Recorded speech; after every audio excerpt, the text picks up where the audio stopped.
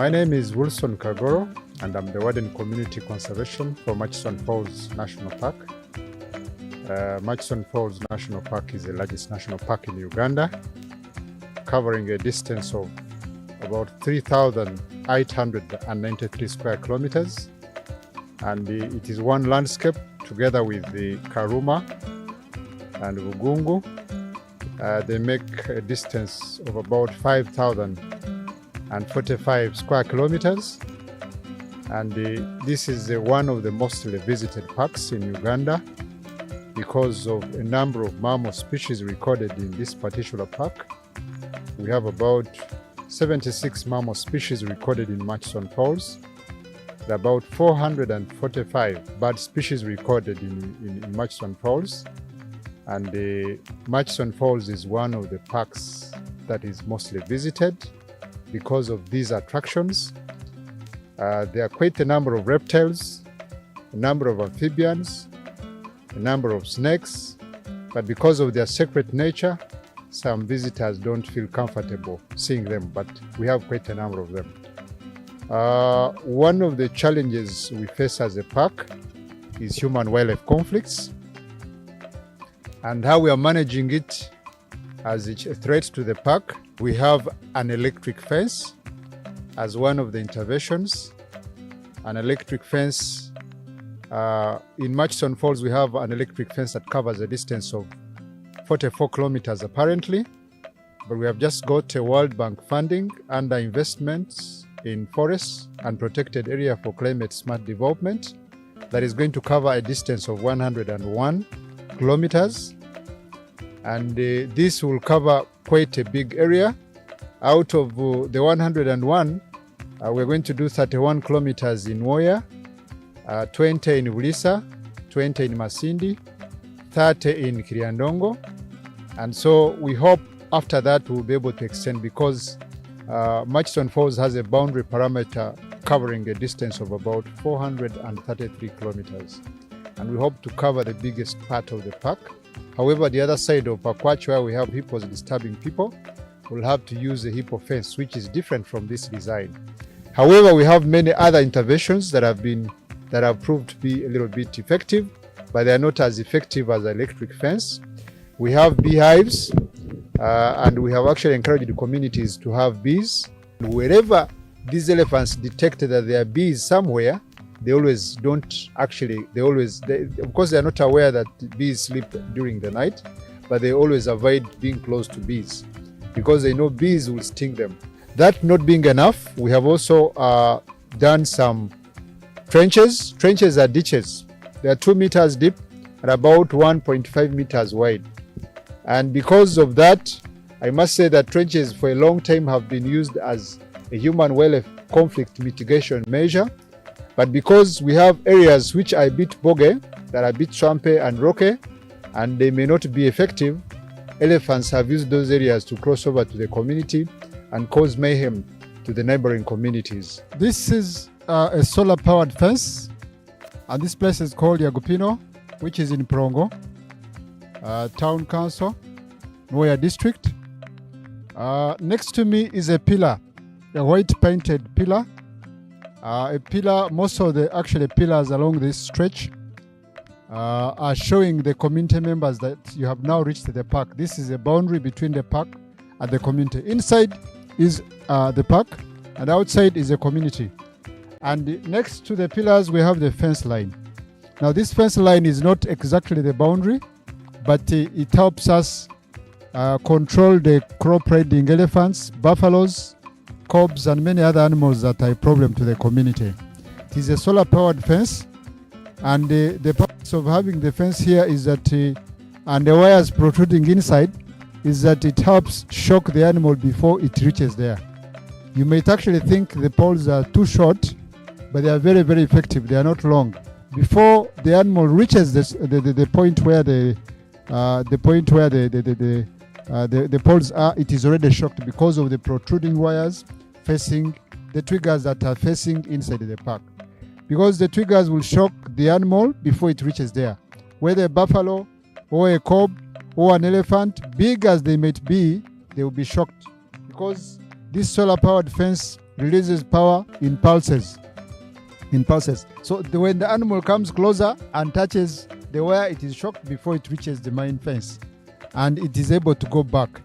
And the purpose of having these wires facing inside is that we want to avoid animal kills. This system can easily kill an animal if it remains there. But of course, when the animals are shocked, they walk away, they walk behind in the reverse direction, they go back. Because once they are shocked, they go behind. And so why we have some of the poles having some protruding wires is that we have some jumping animals like baboons. These baboons are jumping, and monkeys, and usually if they want to jump out, they always want to actually jump on the pole. And once they jump on the pole, there is that protruding wire, and that wire will definitely shock the animal that has jumped on it, and it is able to run away.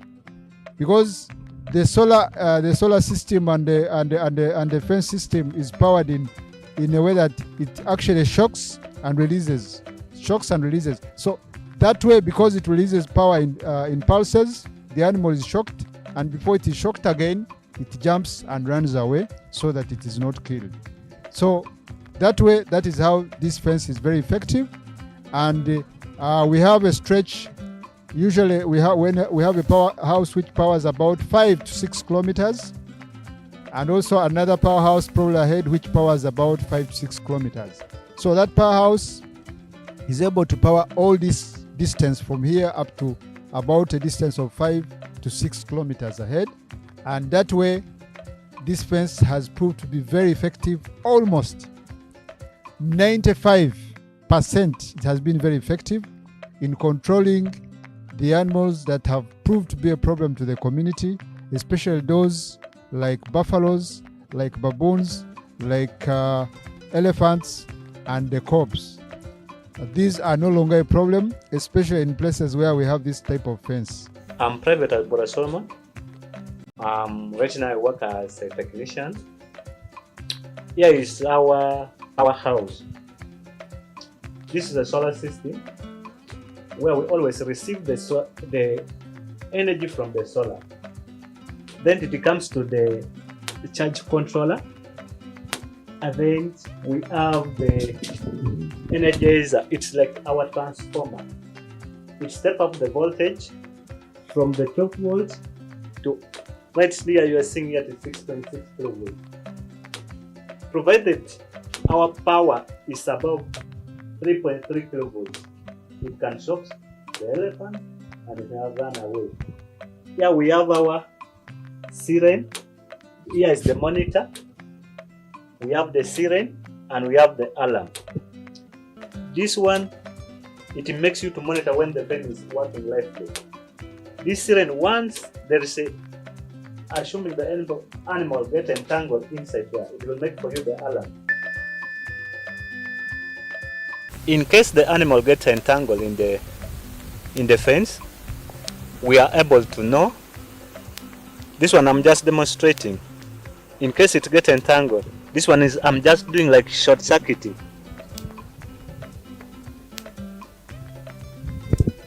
The alarm will be out from the powerhouse. Then it will make our fencers to be able to know that in this section of the fence there is a problem. Yes, because then once it's out, we are able to go and check and rectify where the fault is, or where the animals maybe get entangled, it's still remaining on the fence. That is the advantage of the alarm system. It helps us to know where the fault has taken place. This is our spring gauge. Right now we are using the spring gauge, but we know with time, if we are to fence the whole park, we may not be able to use the spring gauge because the elephants will be having nowhere to cross, of which they will try all possible means. This one we are just using temporary. When we finish all the parks, the elephant may use this access because right now there is no power. Here we have a cutoff switch. Here we have a cutoff switch. When it's up like this, there's no power. But once we bring the spring gauge and then we connect here, And then we bring the cutoff switch down. We have connected. Meaning right now there is power. If you are to touch, it will shock you. But when we turn it up, because inside there, it's a conductor. It conducts, but when we bring it up, we have cut the power. That's why we call it cutoff switch. But after, I think we are going to design what we call a grid, where the elephant, when it steps here, the grid will be down. The grid will be down, because I know after fencing the all, they will try all possible means where to pass out. Apart from the human wildlife conflict interventions, we have a number of other community park programs that we do. One of the things that I do with the Warden Tourism is that we guide and support communities in doing ecotourism activities, to establish campsites, to establish lodges, to establish hotels next to the park, so that when the visitors come, the neighboring communities can also benefit from tourism. They can be able to make money by providing accommodation, by providing meals and other services. The Parliament came up with a new law which provides for compensation under Section 82 of the Uganda Wildlife Act. And that compensation was actually operationalized by coming up with compensation regulations. We have compensation regulations. Whenever animals go out of the park, the animals that are categorized, which are supposed to be compensatable. Animals like elephants, buffaloes, leopards, lions, hippos, those are some of the animals that are compensatable. If they injure somebody or kill somebody, those are compensatable. Chimpanzees, gorillas, those ones are compensatable when it comes to injury and death of persons. However, there are also animals that are compensatable in case of crop raiding or property destruction. We have a category of baboons. We have, of course, elephants, buffaloes, hippos, crocodiles, and of course, some of these animals, whenever they destroy property or they destroy people's crops, we are able to make assessment. But the assessment is supposed to be followed up by a call by a community that I saw animals coming out of the park and they destroyed my crops or my house. When they make that call, we are able to go on the ground, rangers go on the ground and assess. So for you to qualify to be compensated, you must have a garden outside the park. If you go inside the park and you're injured from there, the law doesn't apply.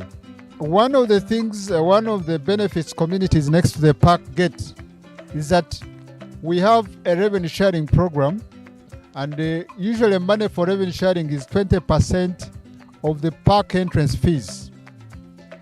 For Murchison Falls and for communities around Murchison Falls, we have been collecting revenue, and since 2003 up to date, we have given out money amounting to about 17 billion Uganda shillings.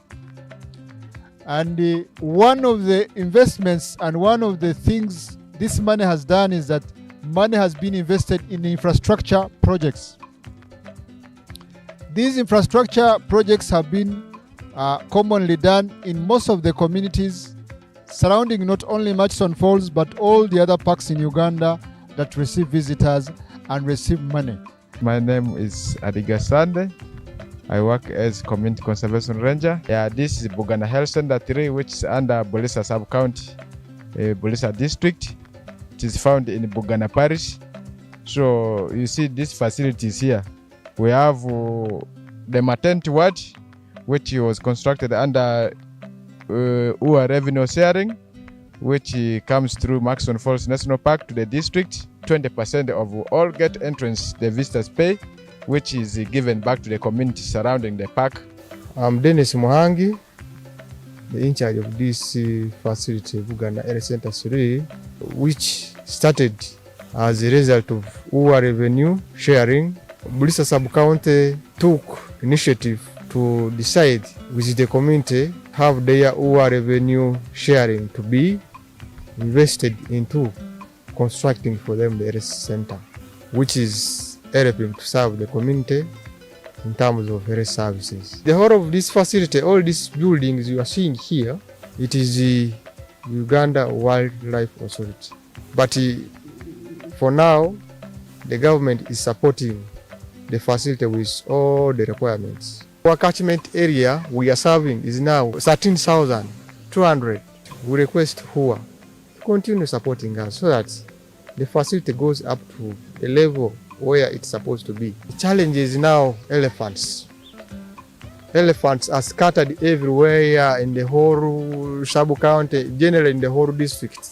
I heard there is construction of electric fence which is going on, but my request is they quicken it so that it is done within the shortest time. I'm Murchison Dr. Julius, the head teacher of Ngwedo CD Secondary School in Bulisa district. Through revenue sharing, these people gave the community money and the community organized themselves to start a school, which is this school Ngwedo CD. They started as a community and then again HUA came in to build some buildings. So infrastructural wise, it is basically HUA. Government came in later, in around 2019, that's when government came in. But from 2015, it was HUA funding. They built 2 classroom blocks.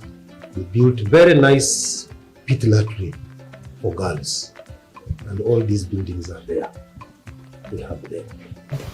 Another important thing for this other revenue sharing is the community learns about the national park, the value of the national park, and then they see something good from it. I thank HUA so much because most of us are here because HUA started this school. Backwards, Ngwedo City Secondary School, it was a community school that started in 2015 with the HUA revenue sharing. Originally, actually, the community came up with an idea of setting up this school in 2015. So it was a community school. Then later on, the government took over. HUA started by giving out the money to the sub-county, and then the sub-county came up with an idea of setting up a school, which is in Ngwedo City Secondary School.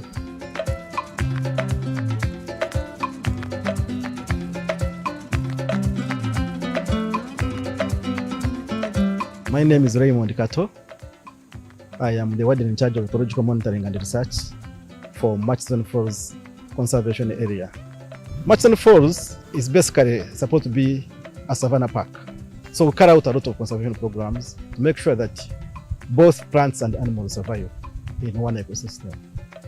We believe plants can survive alongside animals because there is a relationship. Trees, grass provide food for mammals. I want to dwell much on climate change because it has greatly affected the park. The park historically is a savanna park. But when you look around, especially south of the Nile, in Masindi and Bulisa district, you see the forest cover is increasing. You're aware of Udongo forest. It used to be in Masindi, but now Bulisa has a copy, Udongo has a copy, and it seems to be increasing. Why is the forest increasing? As I said, climate change. The park is now receiving more rainfall than 50 years ago. And the trees, the shrubs which could be naturally short and scattered have now grown into big trees and tall and closed. That means it also has an impact on the wildlife, especially mammals that is supposed to be there. Because if mammals that were supposed to be in Murchison Falls are savanna mammals, savanna dwelling mammals, and the forest cover is now increasing, are they turning to forest mammals? They remain savanna mammals. So we must create an environment that suits them. We must create a savanna-like environment. Otherwise, they will die. Because if they are grazers like a cob may not climb a tree to eat the leaves on top of a tree. A cob needs short grass. So we do what we call vegetation manipulation as an activity. It's a very serious activity, very expensive, but we have no option. Because all these tree covers, you have to make sure that manually pick them so that you create room for grass to come. At another level, we use even big machines, excavators and graders, so that we come and pull those closing up vegetation, colonizing vegetation, and create room for animals like grazers to survive.